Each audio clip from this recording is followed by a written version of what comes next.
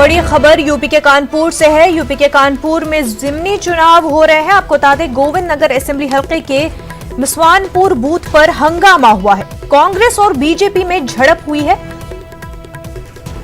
कांग्रेस उम्मीदवार करिश्मा ठाकुर की बीजेपी कारकुनों के साथ झड़प हुई। करिश्मा ठाकुर ने जिला हुक्काम को मामले की जानकारी दे दी है। नाजरीन, आपको बता दें कि यूपी के कानपुर में जिमनी चुनाव हो रहे हैं। गोविंद नगर असेंबली हल्के के मिसवानपुर बूथ पर हंगामा हुआ है। कांग्रेस और बीजेपी कारकुनान में झड़प हुई। आपको बता दें, कांग्रेस उम्मीदवार करिश्मा ठाकुर की बीजेपी कारकुनों के साथ झड़प हुई और बाद में करिश्मा ठाकुर ने जिला हुक्काम को इस पूरे मामले की जानकारी भी दी। हमारे नुमाइंदे संदीप सविता हमारे साथ जुड़ चुके हैं। संदीप, तफसीलात इस पूरे मामले को लेकर के बताएं। मैं आपको बता दूं कि गोविंद नगर विधानसभा में उपचुनाव हो रहा है और यहाँ की मसवानपुर इलाके में सूर्य नारायण प्रताप स्कूल के बूथ नंबर में करिश्मा ठाकुर जब वहां पर पहुंची तो वहां पर उन्हें कुछ गड़बड़ लगा, जिसके बाद उन्होंने बीजेपी प्रत्याशियों से बातचीत की। उसके बाद वो बीजेपी प्रत्याशी उनसे लड़ने लगे, झड़प हो गई उनकी। तो उसके बाद पुलिस मौके पर एसओ वहां पर मौजूद थे।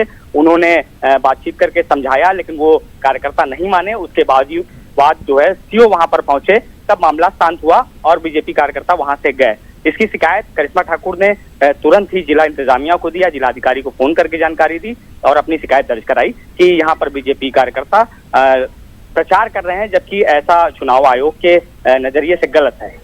तो संदीप, कुछ तहकीकात हुई? क्योंकि जब शिकायत की उन्होंने इंतजामिया से, तो उसके बाद कुछ तहकीकात की गई? हालांकि अभी उसके बाद मजिस्ट्रेट का दौरा हुआ। मजिस्ट्रेट यहाँ पर आके उन्होंने देखा कि क्या गड़बड़ी है, किस तरह से लोग यहाँ पर कुछ गलत इस्तेमाल कर रहे हैं, प्रचार कर रहे हैं, क्या किसी से बात कर रहे हैं, वोटर से बात कर रहे हैं, इसकी जानकारी ली। लेकिन सीओ ने इस बात से नकारा कि यहाँ पर कुछ ऐसी घटना हुई, जबकि करिश्मा ठाकुर कह रही हैं कि यहाँ पर बीजेपी कार्यकर्ता जबरदस्ती कर रहे थे और खास करके प्रत्याशी जो कि करिश्मा ठाकुर उम्मीदवार हैं उनसे ही झड़प करने लगे थे, जिसके बाद जो है पुलिस को बुलाना पड़ा। उसके बाद कार्यकर्ता वहां से भागे। मजिस्ट्रेट का क्या बयान सामने आया? मजिस्ट्रेट ने अभी तो फिलहाल कोई बयान नहीं दिया है, लेकिन वहां जांच करने के बाद यही जो अधिकारी हैं वो यही कह रहे हैं कि ऐसी कोई घटना नहीं है। कुछ लोग वोटरों से बात करने की कोशिश कर रहे थे, ऐसा कोई मामला सामने नहीं आया है। इस वक्त वहां पर कैसी सूरत हाल है? हालांकि जब ये झड़प हुई तो तकरीबन 1 घंटे तक जो है मतदान प्रभावित हुआ। तकरीबन उसके बाद मतदान फिर से सुचारू रूप से शुरू हो गया और अब मतदान वहां पर जारी है। ठीक, संदीप, बेहद शुक्रिया आपका।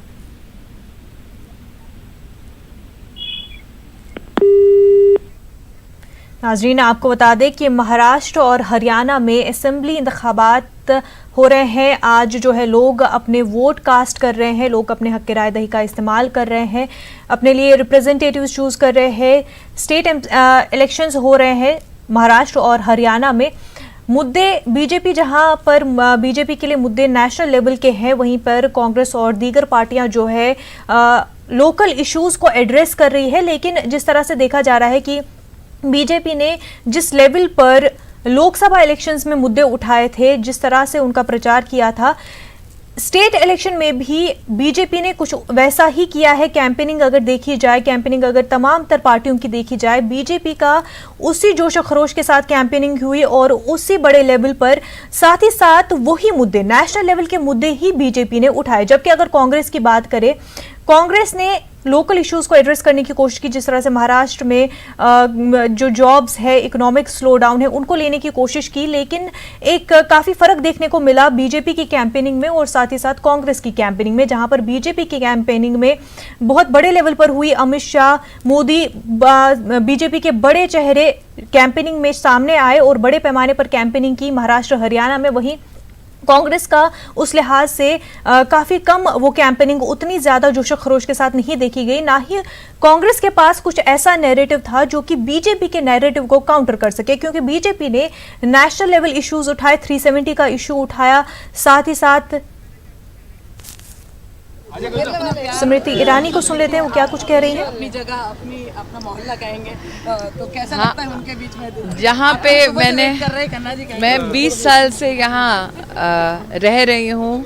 20 साल से मैंने जीवन में जो भी पाया, मेरा नाम, मेरी शोहरत और कार्य क्षमता, तो ये कर्म भूमि है और यहाँ पर बड़े आकर इस प्रकार से आशीर्वाद दें, तो ये जीवन की सबसे बड़ी मेरे लिए उपलब्धि है।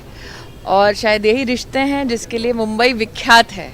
इसीलिए मुंबई के बारे में कहते हैं कि निरंतर चलने वाला शहर इसलिए है क्योंकि यहाँ पर भले ही लोग कहें कि हम अजनबी हैं, फिर भी एक गली एक मोहल्ले में रहने की वजह से हम सब एक हैं।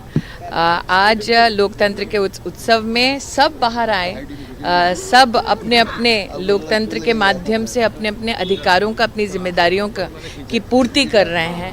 वही हमारी सबसे बड़ी ताकत है। और मुझे लगता है आज के अगर कोई हीरो हैं तो खन्ना जी हैं। आर्मी में ओए खन्ना जी, आर्मी में इन्होंने सेवा दी, काम किया 93 years old वोट ਦਿੱਤਾ ਹੈ ਤੁਸੀਂ ਓਏ Khanna ji is 93, he served in the Indian Army and I think that this is our pride and joy, the fact that at 93 he comes out and he gives his vote. It's an inspiration, especially उन लोगों को जो अभी भी घर में बैठे हैं। मेरा आग्रह है कि अगर 93 की उम्र में खन्ना साहब 12 के वोट दे सकते हैं तो आपको कौन रोकता है। मैं चल रही हूँ, जाऊँ।